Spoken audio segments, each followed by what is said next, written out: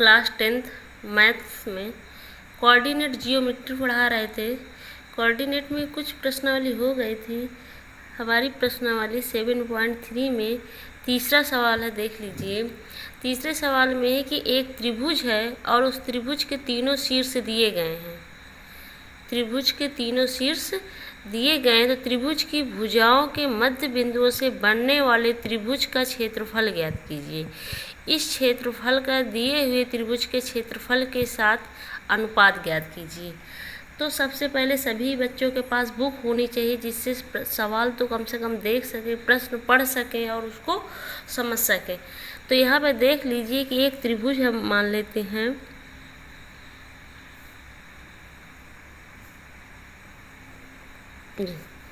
त्रिभुज का नामकरण भी कर दे रहे हैं ABC, और इसके शीर्ष दिए गए, शीर्ष क्या दिए गए हैं 0, -1।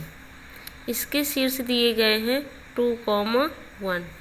इसके शीर्ष दिए गए हैं 0, 3। ठीक है ना। त्रिभुज की भुजाओं के मध्य बिंदु, मान लो AB भुजा का मध्य बिंदु ये है, BC भुजा का मध्य बिंदु ये है और AC भुजा का मध्य बिंदु ये है। इनको आपस में क्या कर दो, मिला दो। इस प्रकार ये एक त्रिभुज बन रहा है। इसके मान लेते हैं नामकरण PQR।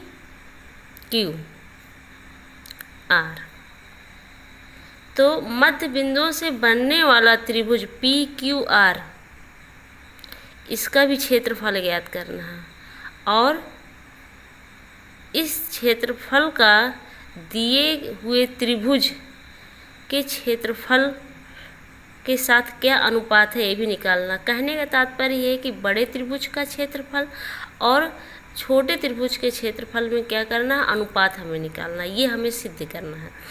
ठीक है ना। तो हम क्या कर लेते हैं, पहले बड़े त्रिभुज का क्षेत्रफल निकाल लेते हैं। बड़े त्रिभुज का क्षेत्रफल निकालने के लिए पहले हम यहाँ पे रख सकते हैं, इसको मान सकते हैं कि x1 y1, x2 y2, x3 y3। थोड़ा स्पीड में बताएंगे क्योंकि वीडियो काफ़ी बड़ा हो जाता है, फिर आगे जा नहीं पा रहा है।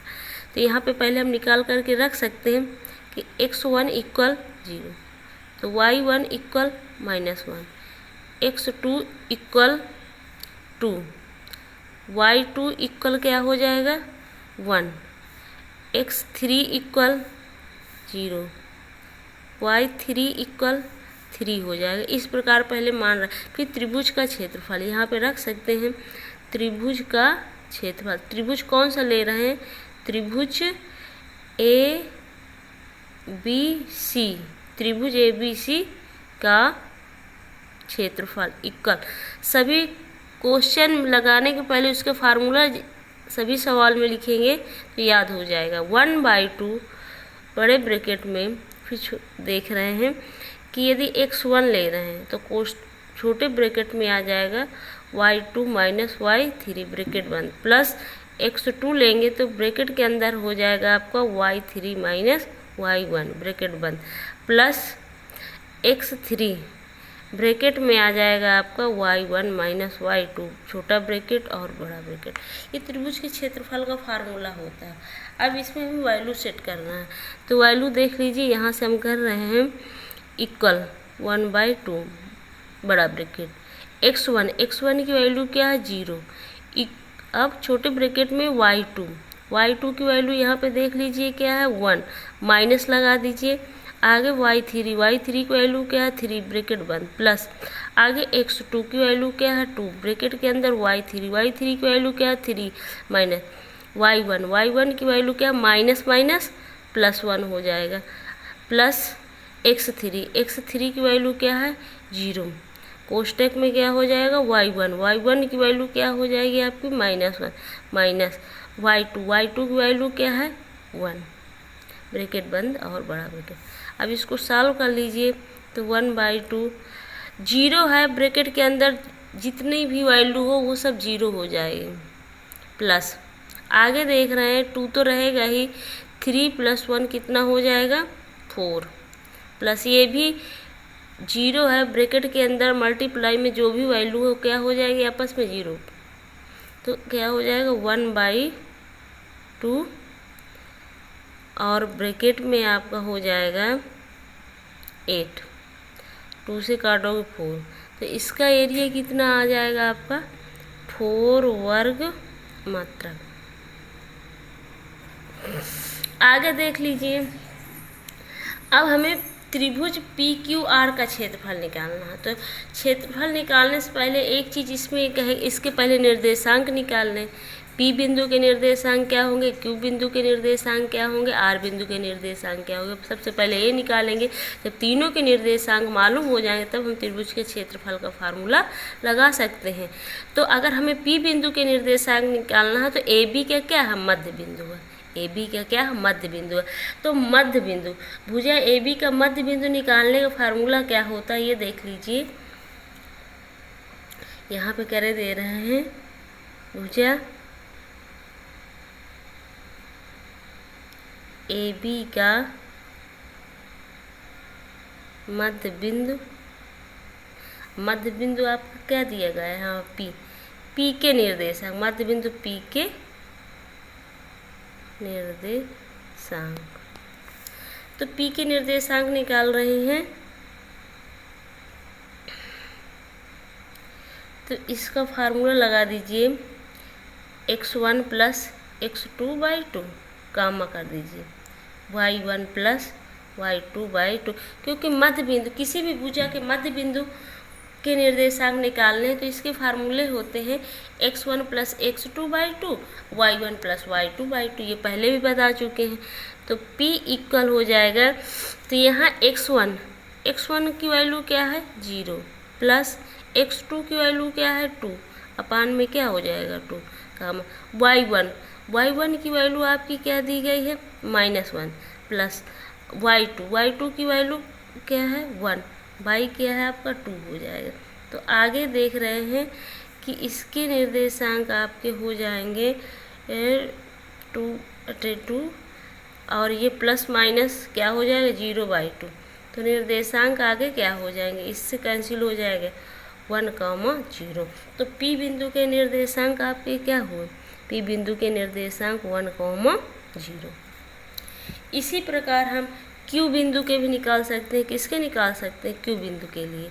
तो Q बिंदु के लिए निकालेंगे तो इसके लिए भी x1 प्लस x2/2 कामा y1 प्लस y2/2 पुस्तक बंद। Q बिंदु के भी मध्य बिंदु, तो इसके लिए देख रहे हैं चित्र में कि BC भुजा ये है, BC का मध्य बिंदु Q है, तो इसको हम फिर से मान लेंगे x1 y1 x2 y2 ये मान करके चलेंगे। तो यहाँ पे x1 में क्या है आपका 2, क्या 2, और x2 इसको मान करके चलेंगे तो क्या है आपका 0/2। y1 आपका क्या माना जाएगा 1 प्लस y2 क्या माना जाएगा 3/2 इक्वल, इसी को लिख सकते हैं यहाँ पे 2/2 कामा 3 1 यानी 4/2, 2 से 2 1 बार, 2 से 4 2 बार। तो निर्देशांक इसके आपके क्या प्राप्त हो जाएगा 1, 2, क्या प्राप्त हुए 1, 2। तो Q बिंदु के आप निर्देशांक यहाँ पे लिख सकती हैं, क्या लिख सकती हैं 1, 2, ये Q बिंदु के नहीं। इसी प्रकार R बिंदु के भी निकाल सकती हैं। R बिंदु के क्या होंगे ये देख लीजिए।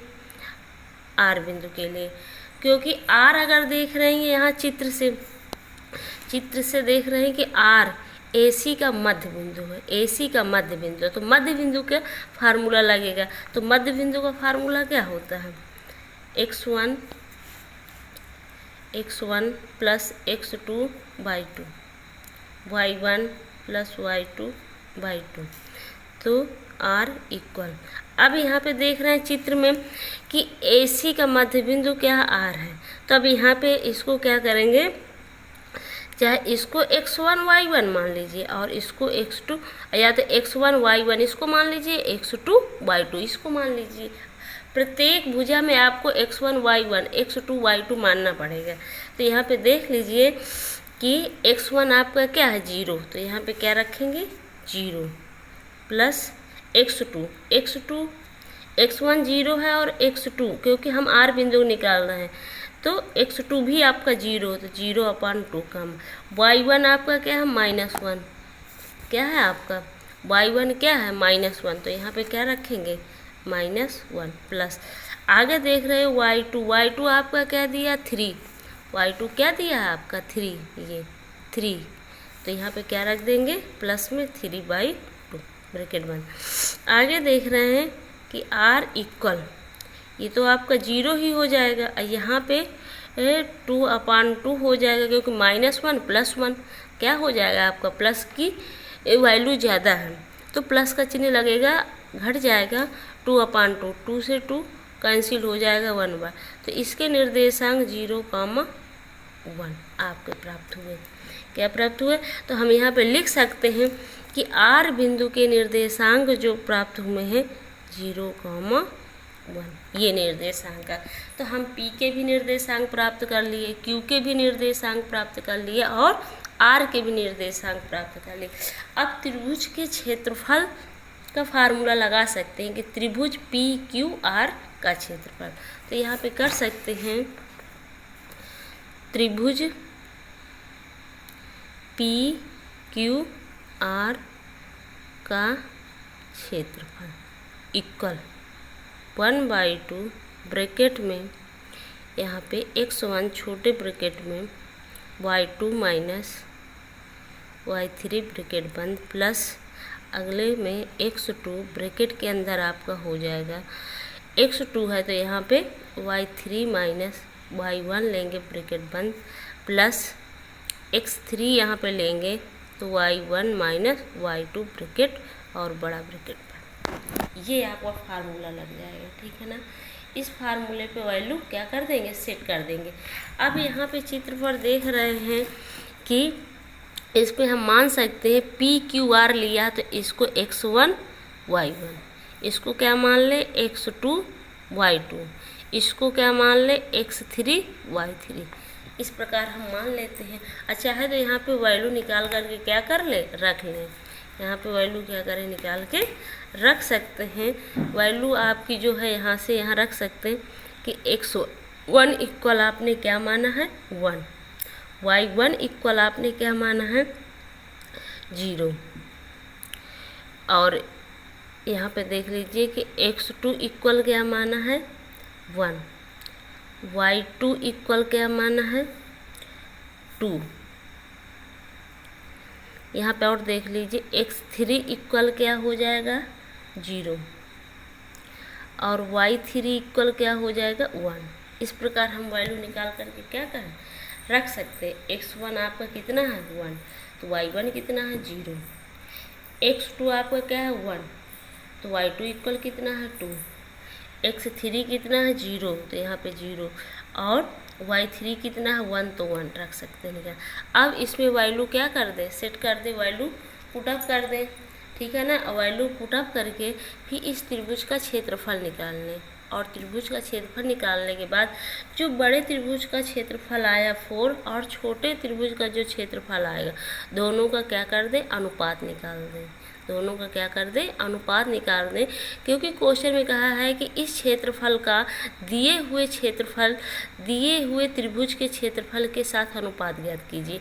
तो इस त्रिभुज का क्षेत्रफल, तो इस त्रिभुज का मीन्स त्रिभुज पी क्यू आर का क्षेत्रफल दिए हुए त्रिभुज ए बी सी के त्रिभुज के क्षेत्रफल के साथ अनुपात ज्ञात कीजिए। फिर क्या अनुपात आप निकाल सकते हैं कि त्रिभुज पी क्यू आर का क्षेत्रफल अपान त्रिभुज ए बी सी का क्षेत्रफल। ये तो आप कर ही सकते हैं, बाद में इतना तो आप निकाल ही सकते हैं कि दोनों त्रिभुजों के क्षेत्रफलों का अनुपात क्या है, दोनों त्रिभुजों के क्षेत्रफलों का क्या है, अनुपात क्या है, ये तो बाद में निकाल सकते हैं। त्रिभुज पी क्यू आर का क्षेत्रफल अपान त्रिभुज ए बी सी का क्षेत्रफल। तो इसकी वैल्यू निकाल करके फिर त्रिभुज पी क्यू आर का क्या आया है, अब प्लस त्रिभुज ए बी सी का कितना आया है 4, तो ये तो 4 रहेगा, इसका कितना आएगा ये निकाल करके ये सवाल आपका पूरा हो जाएगा।